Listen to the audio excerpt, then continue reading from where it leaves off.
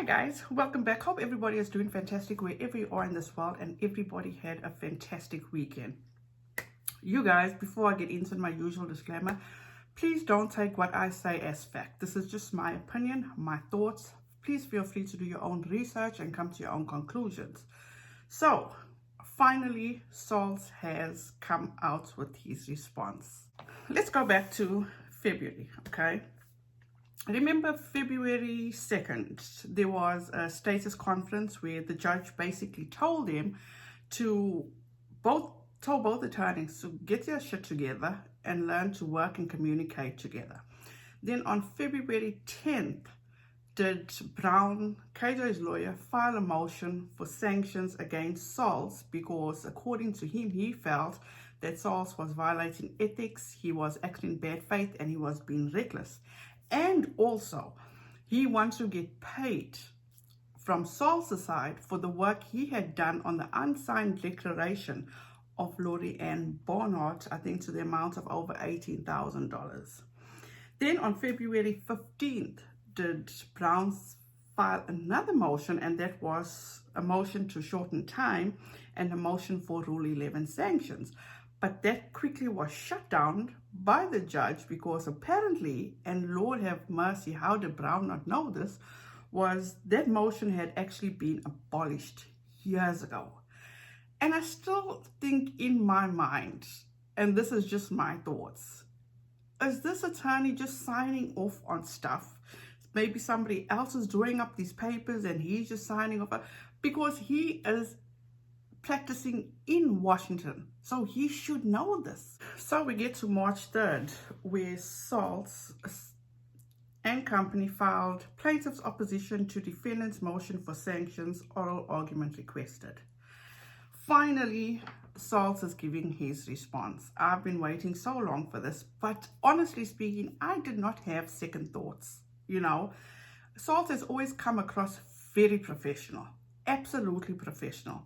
It just makes you wonder about Brown because of the mere fact, how did he not know that that motion to shorten time was abolished so many years ago? It just truly baffles me. So we get into this response from Saltz.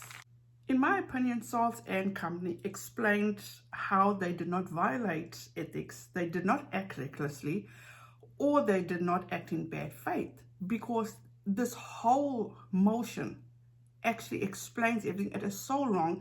I think the shortest time span for somebody to report on it was Nate the lawyer. I could be wrong, but this says it all. Ms. Barnhart's testimony was properly obtained and vetted and was filed in response to Ms. Paulson's two declarations for the proper purpose of providing evidence of defendant's Washington contacts. And you guys, it's a whole long, there were so many pages. I saw people reporting it and read it for hours and hours and hours. It literally took me the whole weekend because I was just doing this whenever I had time to listen. I listened to Emily D. Baker, I listened to Nate the lawyer, and I listened to UNCIVIL. And how did they do it? I have no idea. So, but the best part for me was from the Queen, aka Alana Levine.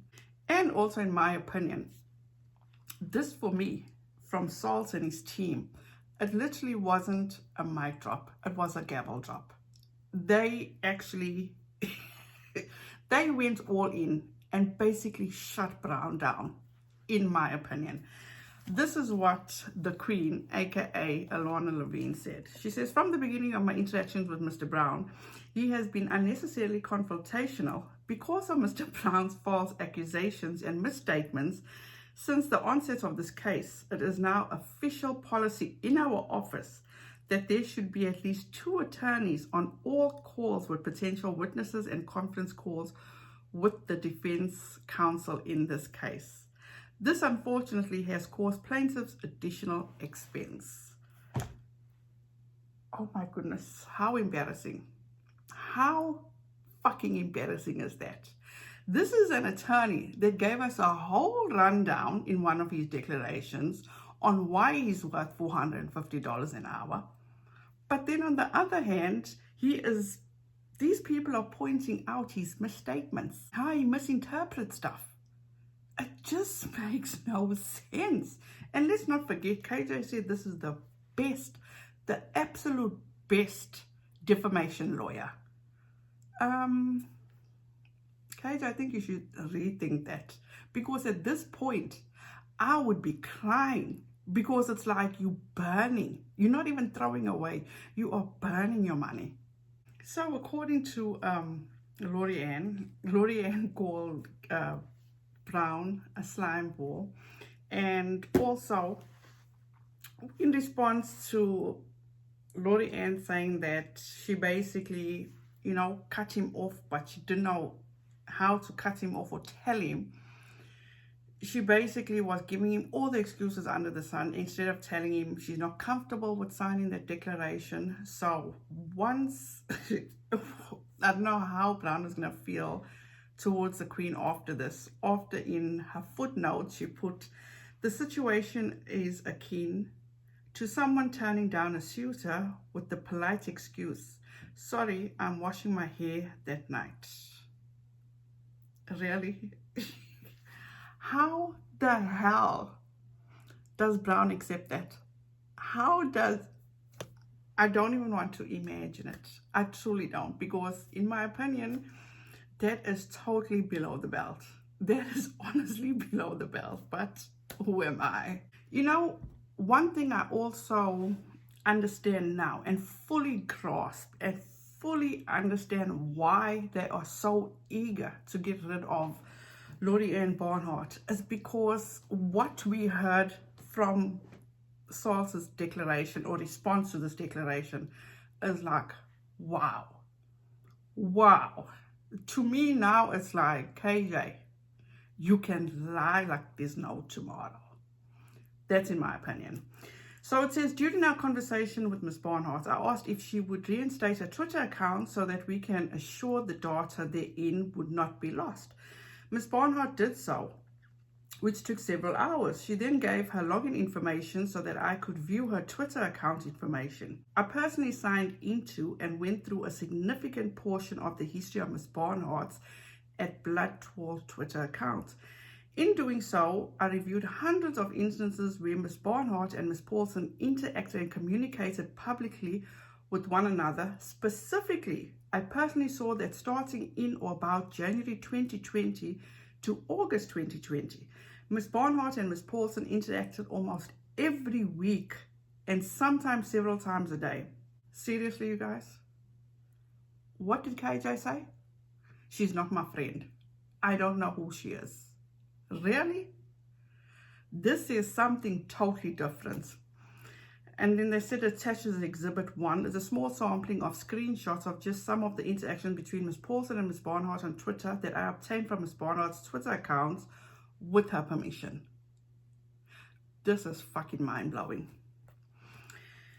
Then it also states, once reassured, Ms. Barnhart told us that Ms. Paulson had asked all of her viewers to mass flag the content of other YouTubers. Specifically, Ms. Barnhart told us that Ms. Paulson would ask her and others to help mass flag competitors, YouTube channels that made negative comments about defendants in order to have their platforms demonetized or taken away.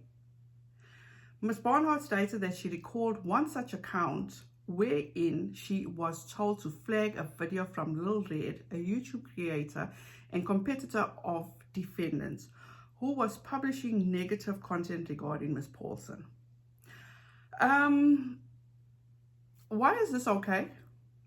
For number one, Lil Red is no competitor to KJ. Absolutely not. What KJ sitting at what? That time, maybe, okay, let's just say 130,000. Lil Red wasn't even a fraction of what subscribers she had. So how could she have been a competitor? No, she just wanted a mass flag because she was speaking negatively about KJ, which I believe is so wrong. So wrong. Now I get it, okay? She wants, or they want, her legal team wants Lori Ann Barnhart gone. In my opinion, If Brown had done what Lori Ann wanted to do and make it known that the wrong Lori Ann is being targeted, maybe we wouldn't be here. But he was the one to take it to where it is today, in my opinion. Now, because Lori Ann cannot favor his client, Lori Ann is the worst person going. This is the thing I don't get. From the beginning, KJ knew exactly how important this is. Could she just have not spoken the truth from the fucking get-go? Why couldn't she just say, okay, yes, this is what I did, this is who I know, this is who I don't know? Look where things are right now. But, you guys, as I said, this just makes me so mad, because everything that people were accusing KJ of, I'm talking about the mass flagging and reporting channels and stuff like that, there's the evidence right here, in my opinion. If people want to say that KJ does not watch anybody's channels, I beg to differ. Just for the mere fact is that, in my opinion, she has got it down to a science how to play victim. Because when all this was said and done, everybody started reporting on it. I was actually on my way going to do groceries when suddenly KJ put this statement out. She says, I've gone through a lot the past several months, but the thing I'm proud of is that I've grown and learned through mistakes I've made. I was vocal about my criticism about videos made about me by Creepshow Art, which remain true today. Bull fucking shit. Bullshit. Honestly, Katie, you haven't learned a damn thing. You truly have not learned anything, in my opinion. I have nothing against this woman, despite the fact that she's made 4 or 5 videos about me. The first video and most widely seen painted a false narrative about me that I made up stories and had no sources, took out a false restraining order implying committing perjury, etc. None of these claims she made as facts about me are true. I pointed out months ago she hung out with male creators that were racist, homophobic, and that she got her info about me from accounts that have doxed me repeatedly. Since her videos about me, copycat videos went up. I have had child protective services at my home and police here 2 times. Despite knowing all of this, she hasn't stopped going after me.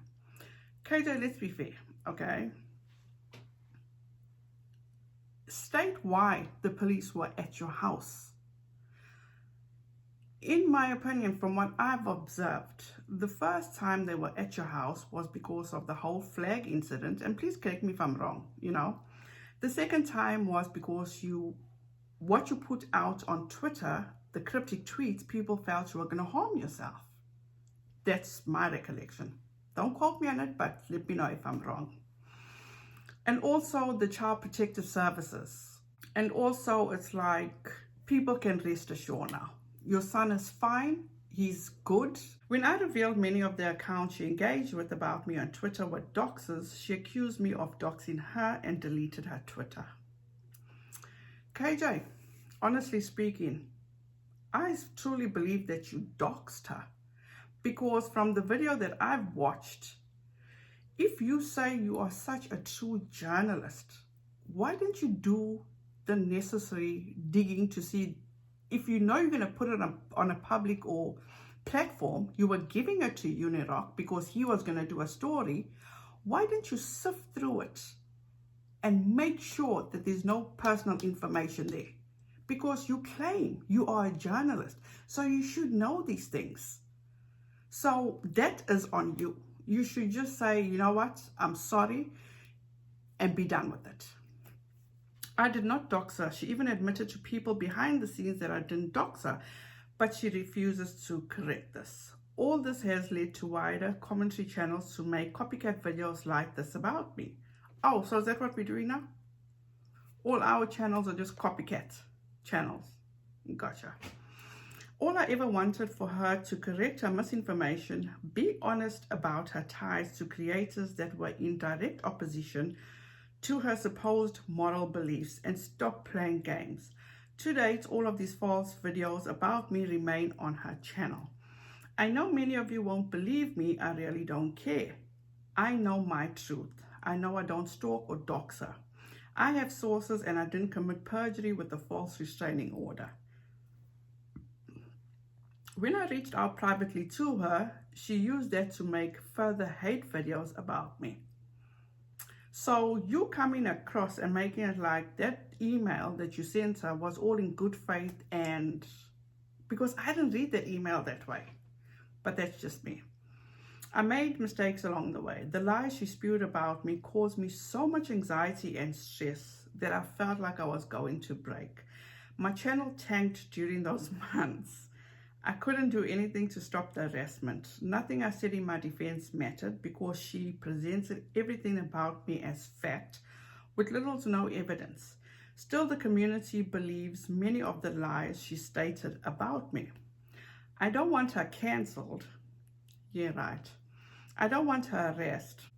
I want her to understand that her videos have harmed so many of her targets.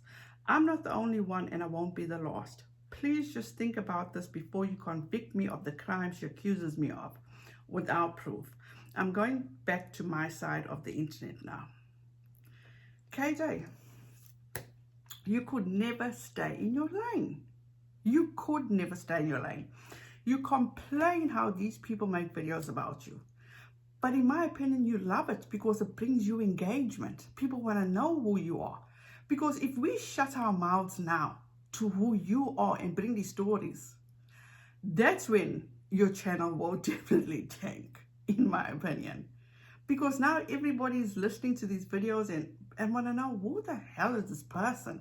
So they come into your channel, which at the end of the day, I'm sure you appreciate, because the legal bills, God damn it, I would basically not be able to even function if I was in that situation. But this is the thing. KJ wants to always deflect. She could have just left this alone. This was all going down on Twitter because somebody had made a video about creepshow art. You know the position you're in, KJ. You need to learn to back away. You have so many issues on your plate. Why pile on? At this point, I'm thinking you love the drama. You absolutely love the drama. Especially in, again, as I say, the situation you're in. Pour out your videos every day and let go until all the shit is behind you. You have gone after creepshow art for a long time. And I'm not coming to creepshow art's defense. I'm saying this because you have stated you've never mass flagged anybody. But what does it say in these court documents? How have you grown? You've grown because you don't strike people's channels, you don't mass flag people's channels, you just let everybody go about their business. Okay, you guys, that's it from me. Thank you so much for taking the time and watching this. Please don't forget to like, subscribe, ring the notification bell so you'll be notified each time I upload. And if you like this video, give it a thumbs up. I believe that's how everything works. So don't forget, please have a wonderful, wonderful rest of your week. Please be kind to one another and don't forget to wear your mask. Thanks you guys for watching. I appreciate you and I'll see you in the next one. Bye guys.